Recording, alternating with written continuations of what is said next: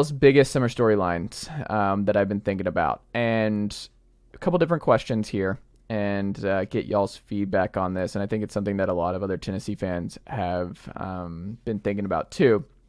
And something that I've noticed this summer that's picking up, and there's probably not a more divisive conversation when it comes to Tennessee than this very one, Jack. But in your estimation, do you think it's good or bad that Joe Milton is getting a lot of off-season hype? That there's the Manning Passing Academy, that people are talking themselves into him being this year's Anthony Richardson, that he's going to be a top 5 pick if he makes it through the year because his measurables are going to be awesome and he's going to have the big-time throws. And this offense, it's really hard to have a bad quarterback in this offense, and he's been here for so long. Heupel's targeted him since he was back at Mizzou. Yeah. Like, is that all good, or is that ultimately just going to make this that much more painful when the actual games start coming out? I think it's overall a good thing. And, Okay.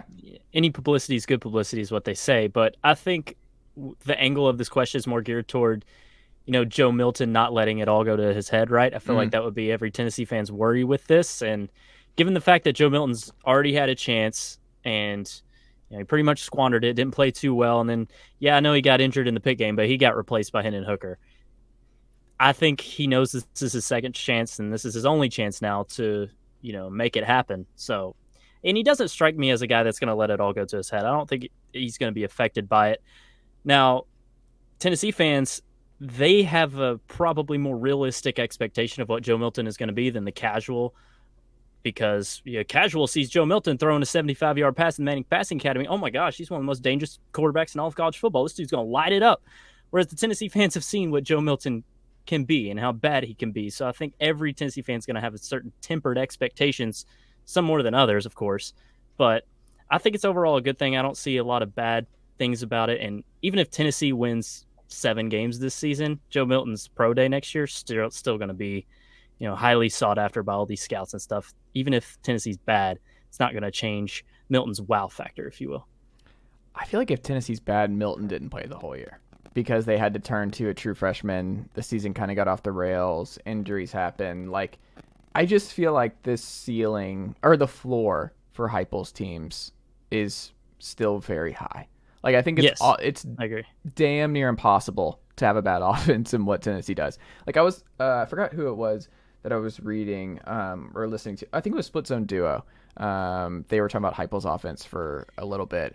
And I think they said, like, a coach told them, if I remember correctly, was just that, like, the reason that Tennessee is always going to be a pain in the ass is because you can't really prepare for it week over week. You can't prep for the tempo. You can't prep for the matchup issues. You can't, like, it's like a modern triple in a way where it's really hard to practice for that and get it like week over week. And it's really hard to deal with it if they have better matchup guys than you have. Like, if they're better dudes out wide, if their quarterback knows how to do what he's supposed to do at the bare minimum, they're just going to have advantages and they're just going to be able to do stuff week over week. It doesn't matter really who it is, which I thought was interesting and probably something that would help. But what do you think, Ryan? On the Joe Milton hype, Yeah. I would tend to say it's a bad thing. But like if we're going to talk about on like a scale from -10 to 10 on its impact, I mean it's like a -1 or 2. I don't think it's really actually a bad thing. It doesn't mean anything. And all publicity is good publicity. I guess that's probably a fair take, but it doesn't actually matter. And I would tend to go on the side of putting more pressure on him and raising his expectations. I don't think if he doesn't, just what you just talked about, his floor and ceiling is so far apart. If he plays closer to that floor, I think that lends to things being worse and maybe more toxic. And look, Jack's right. The Tennessee fans have seen Joe Milton when it's bad. But the calendar's about to turn to July, folks, and fans are going to buy into every good thing they read about their team the next 2 months. And as much good publicity and hype nationally as Joe Milton gets, or if he gets that, people will buy in. And I'm not saying that completely discounts what Jack says, because I think there will be a hesitance from people. But, again, I don't think it's really a big deal. It's not something that you should be like rooting against, but I would say maybe more of a slight negative than it is a positive. I don't remember the same kind of buzz for Hendon last year. Like, I don't remember the same kind of conversation. It's a less type of buzz because it's not flashy. Yeah. Hendon wasn't turning heads by the way he's playing. He was just a really good quarterback who elevated his game, as a fifth-year senior. But, Joe's just got the arm. That's what's going to happen. Everything's clickbait nowadays in media. Hey, look at this guy. He can throw it country miles. So, that's why it's all happening. The media's pushing it because it generates numbers. It's all a numbers game with that as far as it goes. But go back to my thing. The only thing this negatively impacts is the casuals' bank accounts, because when they go put that bet on Joe Milton winning the Heisman at plus 2,500 right now, it's not going to hit. So they're going to lose that money. But as far as expectations from Tennessee fans, as far as Joe's mentals, I don't see it being a big negative here. The thing about it is, when it comes to Joe, and Ryan, you know this better than most on how I feel about how this will ultimately go. But not a lot of success stories about quarterbacks who've been benched twice at 2 Power 5 stops and then getting a third chance. We don't have a lot of history here. We're in uncharted waters in a lot of ways with this experience. But it's also I think the biggest thing I see on Twitter that people are have not watched Joe Milton down the stretch last year was the accuracy stuff, where people are really concerned. The people who doubt Joe this year, it's oh yeah, he has a cannon, but he's an accurate. It's no, that wasn't an issue. He threw 0 picks. He had 10 TDs, no picks. And you watch the Clemson game and you watch the Vanderbilt game. It wasn't an accuracy issue. The downfield stuff was clean. I think he'll be fine hitting Squirrel and Dante and Ramel downfield. I'm not worried about him airmailing stuff like he was doing the first 2 weeks in the Pitt game that we were all losing our minds for. I don't think that's ultimately what makes this thing stumble. What makes the thing stumble, and I think what a lot of national folks are missing with Joe, is Hendon was so good at doing stuff when things broke down, when leaving the pocket, when things went away, when that first read wasn't there. Hendon made something out of nothing. Joe took a lot of bad sacks in that Clemson game. There were a lot of 3-and-outs in that game, and you forget about it because there were the big plays. He had the bombs, but that was not a clean game from Joe Milton. He just won't throw picks. It's two things to be true. I think he could have a good completion percentage. I think he can run the offense 80%, 70% of what Hendon did. But I think the little things that will be the difference between they win 10 games again versus 8 comes down to not throwing picks, not accuracy. It's holding onto the ball too long, taking bad sacks, going 3-and-out and putting the defense in bad spots. Little things like that, maybe running out of bounds when he shouldn't run out of bounds. Just what he does under pressure at Florida, what he does in tight games.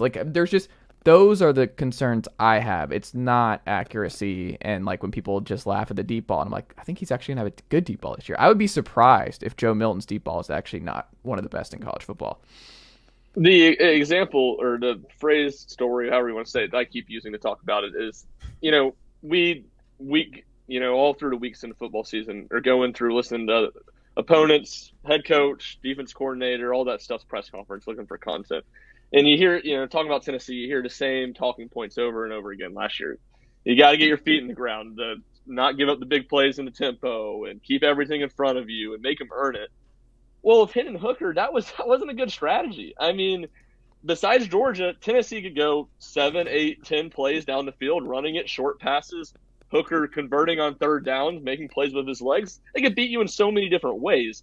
That's where I don't think Tennessee's offense is going to be nearly as good unless the running game is just really, really good. And I do think it will be good, but it's not going to be really good. Even the Clemson game, which was by far the best game. We haven't seen Joe Milton play a college football game even close to as good as he played against Clemson. All Tennessee's 4 scoring drives, huge plays that got him into the red zone, huge plays they scored touchdowns on. They didn't. And Clemson's a really good defense. So, you're talking about an upper echelon of a team Tennessee will play this year and face. Tennessee could not sustain drives. And I think that's where a lot of what defenses tried to do to Tennessee last year. Now, it's all easier said than done. Kentucky talked about it all week. They gave up a 70-yard bust play, third play from scrimmage, and then 2 more in the game. So it's all easier said than done anyway to stop the big play. But if you can do that, I think Tennessee will have a lot more issues offensively this year. Yeah. And those type of throws that you're talking about Hendon make, and Chase, you talked about escaping pressure and just having that it factor, right? I think those are the throws, kind of echoing Chase's sentiment, that we've seen Joe struggle with, those intermediate throws, those throws on the sideline, right?